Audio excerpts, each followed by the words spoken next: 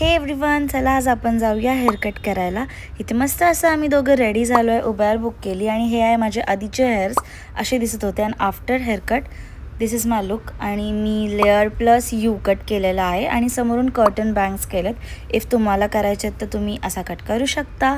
त्यानंतर आम्ही गेलो मिसळ खायला बिकॉज ते पार्लर माझ्या मावशीचंच होतं. तर आम्ही हे पार्लर नेरूळमध्ये लोकेटेड आहे.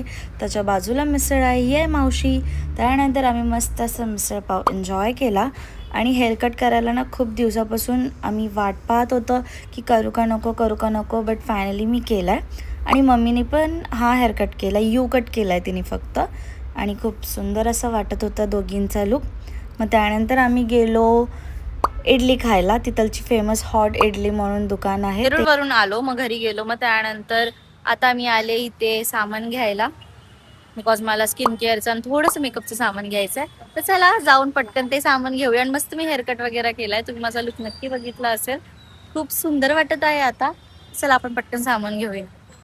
गाईज, तुम्हाला जर लिपस्टिक्स खूप आवडतात तर तुम्हाला मी ही लिपस्टिक सजेस्ट करते. मेला बिटाची लिपस्टिक खूप छान आहे. मला खूप आवडतात ह्या ब्रँडच्या लिपस्टिक. त्यानंतर मस्त घरी येऊन असं स्किन केअर केला, खूप छान वाटत होतं.